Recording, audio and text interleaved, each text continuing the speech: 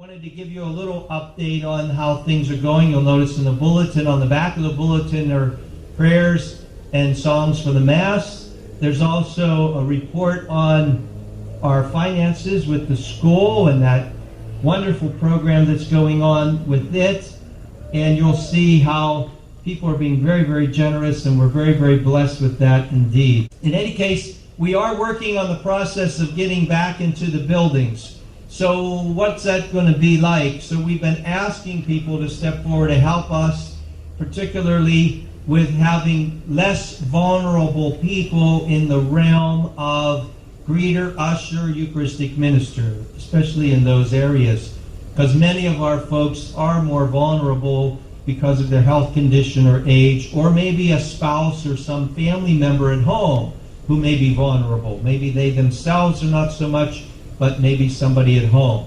So we've been appealing for that. Some people have stepped forward, and we've been doing some training.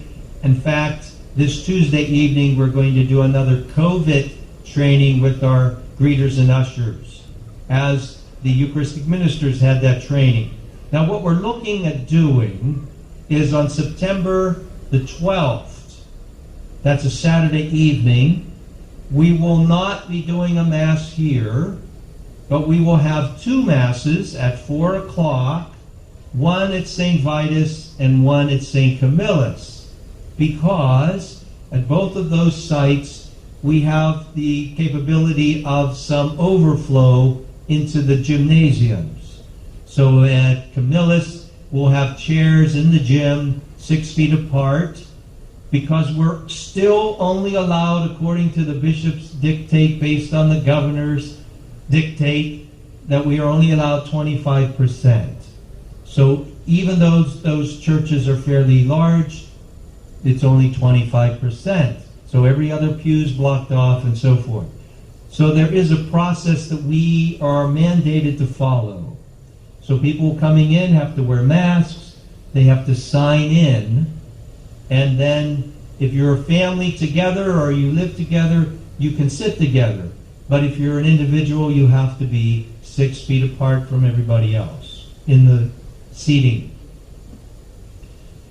So we're looking at then on that Sunday, September 13th, we will have our two Masses here like we are today, 9 o'clock and 11 o'clock. So we'll still do the parking lot as we try to transition into the buildings, if our wonderful hosts here, these wonderful businesses and the realtor, still allow us to be here. They've been very, very gracious, by the way, as you know. Please continue to extend that gratitude to them. McClure Realty and all these stores around us have been very, very kind. And we were only supposed to be here for the month of June, and here we are in August and looking into September. But we know that there are some people who aren't comfortable coming into a building. There's other people who can't wait to get into the building, but it's not going to be like what you're used to automatically.